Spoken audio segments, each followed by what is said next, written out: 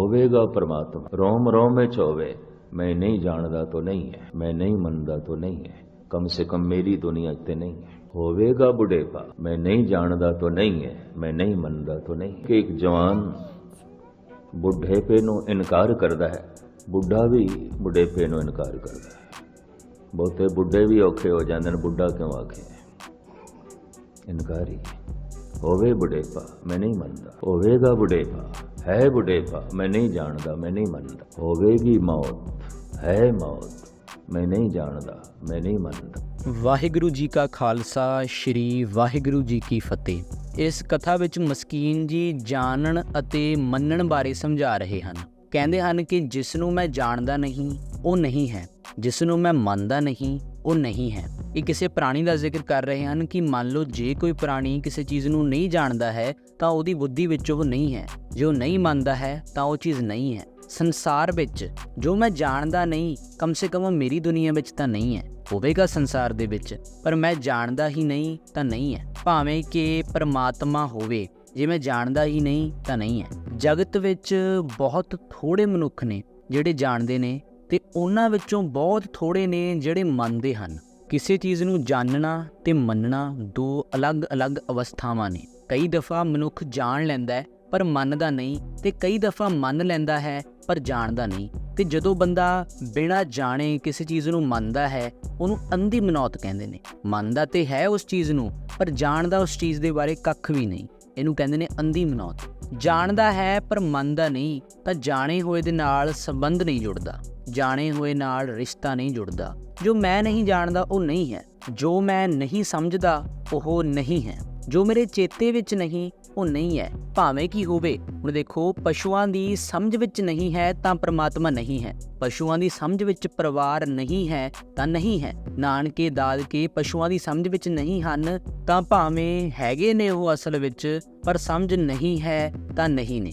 ਨਾ ਦਾਦਕਿਆਂ ਦੀ ਪ੍ਰਣਾਲੀ ਹੈ ਨਾ ਹੀ ਨਾਨਕਿਆਂ ਦੀ ਪ੍ਰਣਾਲੀ ਹੈ। ਜਿਸ ਦੀ ਮੈਨੂੰ ਸਮਝ ਨਹੀਂ, ਜਿਸ ਨੂੰ ਮੈਂ ਜਾਣਦਾ ਨਹੀਂ ਉਹ ਨਹੀਂ ਹੈ। ਔਰ ਜਿਹਨੂੰ ਮੈਂ ਜਾਣਦਾ ਨਹੀਂ, ਜੋ ਮੇਰੀ ਸਮ੍ਰਿਤੀ ਵਿੱਚ ਹੀ ਨਹੀਂ ਹੈ, ਜੋ ਮੇਰੇ ਚੇਤੇ ਵਿੱਚ ਨਹੀਂ ਹੈ, ਉਸਨੂੰ ਕੋਈ ਮੰਨ ਨਹੀਂ ਸਕਦਾ। ਗੁਰਦੁਆਰੇ ਆਉਣ ਦਾ ਮਤਲਬ ਹੈ ਕੀ? ਗੁਰਦੁਆਰੇ ਆਉਣ ਦਾ ਮਤਲਬ ਇਹ ਹੈ ਕਿ ਪਰਮਾਤਮਾ ਸਮਝ ਵਿੱਚ ਆ ਜਾਵੇ, ਪਰਮਾਤਮਾ ਚੇਤੇ ਵਿੱਚ ਆ ਜਾਏ, ਪਰਮਾਤਮਾ ਮਨੌਤ ਵਿੱਚ ਆ ਜਾਏ, ਜਾਣ ਲਵੇ, ਮੰਨ ਲਵੇ, ਚੇਤੇ ਕਰ ਲਵੇ, ਬਸ ਇੰਨੀ ਹੀ ਗੱਲ ਹੈ। ਪਹਿਲਾ ਪੜਾਵ ਹੈ ਜਾਣ ਲਵੇ, ਮੰਨੇਗਾ ਬਾਅਦ ਵਿੱਚ, ਨਹੀਂ ਪਹਿਲਾਂ ਮੰਨਣਾ ਤਾਂ ਅੰਧਾ ਹੋਵੇਗਾ। ਜਾਣ ਲਵੇ ਪਹਿਲਾਂ, ਜਾਣਕਾਰੀ ਜ਼ਰੂਰੀ ਹੈ। ਜੋ ਮੈਂ ਜਾਣਦਾ ਹੀ ਨਹੀਂ ਤੇ ਉਹ ਹੈ ਹੀ ਨਹੀਂ। ਹੋਵੇਗਾ ਕਮ ਸੇ ਕਮ ਮੇਰੀ ਦੁਨੀਆ ਵਿੱਚ ਤਾਂ ਨਹੀਂ ਹੈ। ਮੈਂ ਜਾਣਦਾ ਹੀ ਨਹੀਂ ਤੇ ਨਹੀਂ ਹੈ, ਜਿਸ ਨੂੰ ਮੈਂ ਜਾਣਦਾ ਨਹੀਂ ਉਹ ਹੈ ਹੀ ਨਹੀਂ। ਤਾਂ ਥੋੜ੍ਹੇ ਜਿਹੇ ਮਨੁੱਖ ਨੇ ਜੋ ਜਾਣਦੇ ਨੇ ਤੇ ਬਹੁਤ ਥੋੜ੍ਹੇ ਨੇ ਜੋ ਮੰਨਦੇ ਨੇ। ਜਾਣਨ ਵਾਲਿਆਂ ਦੀ ਵੀ ਇਤਨੀ ਵੱਡੀ ਮਹਿਮਾ ਨਹੀਂ ਮੰਨੀ ਜਿੰਨੀ ਕਿ ਜਾਣ ਕੇ ਮੰਨ ਲੈਣ ਵਾਲਿਆਂ ਦੀ ਮੰਨੀ ਹੈ। ਉਹਨਾਂ ਦੀ ਮਹਿਮਾ ਬੜੀ ਬਿਆਨ ਕੀਤੀ ਹੈ।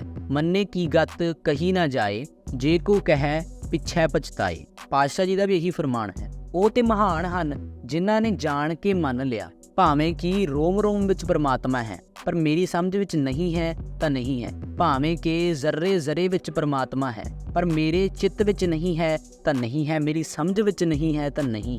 ਜਿਤਨੀ ਮਨੁੱਖ ਦੀ ਸਮਝ ਵੱਧਦੀ ਹੈ ਉਤਨਾ ਹੀ ਮਨੁੱਖ ਦਾ ਸੰਸਾਰ ਵੱਧਦਾ ਹੈ, ਜਿਤਨੀ ਮਨੁੱਖ ਦੀ ਸਮਝ ਵੱਧਦੀ ਹੈ ਉਤਨਾ ਹੀ ਉਸ ਦਾ ਪਰਮਾਤਮਾ ਹੈ। ਕਿਸੇ ਦਾ ਪਰਮਾਤਮਾ ਚੂਹਾ ਵੀ ਹੋਵੇਗਾ, ਚੂਹੇ ਦੀ ਵੀ ਪੂਜਾ ਹੈ। ਗਣੇਸ਼ ਜੀ ਦੀ ਸਵਾਰੀ ਚੂਹਾ ਹੈ, ਲੋਕ ਚੂਹਿਆਂ ਦੀ ਵੀ ਪੂਜਾ ਕਰਦੇ ਨੇ। ਕਿਸੇ ਦਾ ਪਰਮਾਤਮਾ ਸੱਪ ਹੋਵੇਗਾ ਤੇ ਦੇਖੋ, ਨਾਗ ਪੰਚਮੀ ਇੱਕ ਬੜਾ ਵੱਡਾ ਤਿਉਹਾਰ ਹੈ। ਸੱਪ ਭਗਵਾਨ, ਨਾਗ ਦੇਵਤਾ, ਨਾਗ ਭਗਵਾਨ, ਇਹ ਲੋਕਾਂ ਦੀ ਮਨੌਤ ਹੈ। ਤੇ ਦੇਖੋ, ਸੱਪ ਦੀ ਵੀ ਪੂਜਾ ਹੈ। ਜਿਤਨੀ ਮੇਰੀ ਸਮਝ ਹੈ ਉਤਨੀ ਹੀ ਗੱਲ ਹੋਵੇਗੀ ਨਾ, ਕਿ ਸਮਝ ਹੋਵੇ ਕਿ ਹਜੇ ਮੇਰੀ ਦੁਨੀਆ ਵਿੱਚ ਦਰਖਤ ਹੀ ਭਗਵਾਨ ਹੈ, ਚਾਹੇ ਪਿੱਪਲ ਹੈ, ਚਾਹੇ ਬੋੜ ਹੈ, ਚਾਹੇ ਜੰਡ ਹੈ, ਬਸ ਹਜੇ ਮੇਰੀ ਇਤਨੀ ਹੀ ਸਮਝ ਹੈ ਜੋ ਮੇਰੀ ਸਮਝ ਵਿੱਚ ਹੈ। ਅਤੇ ਅਗਰ ਮੈਂ ਇਤਨੀ ਸਮਝ ਹੈ ਕਿ ਵਗਦਾ ਹੋਇਆ ਦਰਿਆ ਹੀ ਪਰਮਾਤਮਾ ਹੈ, ਹੋਰ ਕੁਝ ਨਹੀਂ ਹੈ, ਮੈਂ ਉਹਨੂੰ ਹੀ ਮੱਥਾ ਟੇਕ ਲੈਂਦਾ ਹਾਂ ਅਤੇ ਉਹਦੀ ਹੀ ਪੂਜਾ ਕਰ ਲੈਂਦਾ ਹਾਂ।